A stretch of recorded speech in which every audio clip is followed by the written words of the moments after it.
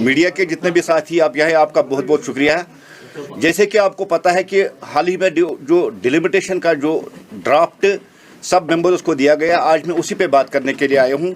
आपने देखा होगा कि जो पिछली डिलिमिटेशन थी, उस डिलिमिटेशन को कराने का जो उनका मकसद था वो अपने हिसाब से अपना वोट बैंक बनाना था। लेकिन आज की जो डिलिमिटेशन हुई है, इसको आप साइंटिफिकली, मैथमेटिकली जिस हिसाब से भी देखेंगे, इसमें एक बाउंड्री तय की गई। और सबसे बड़ी बात है, देखिए पहले जो कॉन्स्टिट्यूंसी होती थी उसका आधा हिस्सा किसी और डिस्ट्रिक्ट में हुआ करता था और आधा हिस्सा किसी और डिस्ट्रिक्ट में हुआ करता था। और आज जो बेस बनाई गई वो पटवारी हल्का को बेस बनाकर आज की हदबंदी की गई है और कॉन्स्टिट्यूंसी विद इन कॉन्स्टिट्यूंसी ही रहे, इसमें ये पैरामीटर्स तय किए गए हैं। हदबंदी कमीशन जैसे कि आप जानते हैं एक आज़ादाना इदारा है जिस पे हुकूमत का कोई कंट्रोल नहीं है।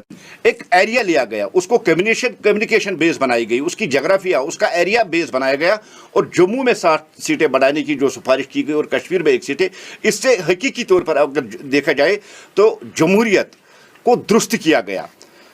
हदबंदी कमीशन कानून के इतलाक और उसूल जैसे जोग्राफियाई खत्तों को उन्होंने मद्देनजर रखकर इस हदबंदी को करार पाया। से कोई आर्डर नहीं आया है कि हिजाब को बैन किया जाए, कोई भी आर्डर नहीं है। हम दुनिया की सबसे बड़ी डेमोक्रेसी में रह रहे हैं और यहाँ right to speech, right to expression और क्या आप पहनोगे उसकी आज़ादी है।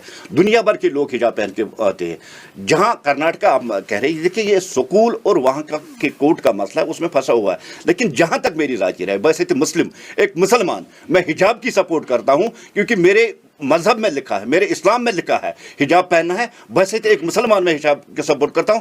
और जहां तक देश के प्रधानमंत्री की बात है, उन्होंने 130 करोड़ हिंदुस्तानियों की बात की, उन्होंने सबका साथ, सबका विकास और सबके विश्वास को चलने की बात की है। कहीं गवर्नमेंट की तरफ से नहीं है। हम उम्मीद करेंगे कि कोर्ट की तरफ से जो अभी वहां चल रहा है उसमें भी कोई राहत मिल जाए और जो ये एक कंट्रोवर्सी बनाने की कोशिश की जा रही है। और आप कुछ पॉलिटिकल पार्टीज एजुकेशन सिस्टम को भी क्रिमिनलाइज करने की कोशिश कर रहे हैं, क्योंकि जो इलेक्शन अभी चल रहा है इसलिए कुछ पॉलिटिकल पार्टीज इस पर जोर दे रहे हैं। और यह भी खारिज का नहीं है कि पाकिस्तान इसमें अपनी नाक रगड़ रहा है और पाकिस्तान इसको और हवा दे रहा है। जैसे कि रिपोर्ट्स में भी आ गया, हम यही चाहेंगे, अपना मुल्क है, यहाँ हर एक शहरी चाहे वो हिंदू हो, मुसलमान हो, आज़ादी के साथ रहे, अपने मजहबी फराइज जो है उनको अच्छी तरीके से अंजामे। यही भारतीय जनता पार्टी का एजेंडा है, यही भारतीय जनता पार्टी चाहती है। आप बेस नहीं बस सकते, आप उस इलाके की कम्युनिकेशन, उस इलाके की जोग्राफिया, उस इलाके की कम्युनिकेशन को लेकर और एक जो एरिया और रुकबा है उसको भी बेस बनाया जाता है, उस पर भी डिलिमिटेशन की जाती है। और आपको भी याद होगा, अगर कहीं से माइग्रेशन हुई, वो कश्मीर से माइग्रेशन हुई और जम्मू लोग चले गए, इतने पंडित वहाँ से चले गए, यहाँ मुसलमान चले गए। इसलिए 2011 की सेंसस के बाद जम्मू के हालात बहुत बदले और वहाँ की आबादी में बहुत ज़्यादा बढ़ोतरी हुई है।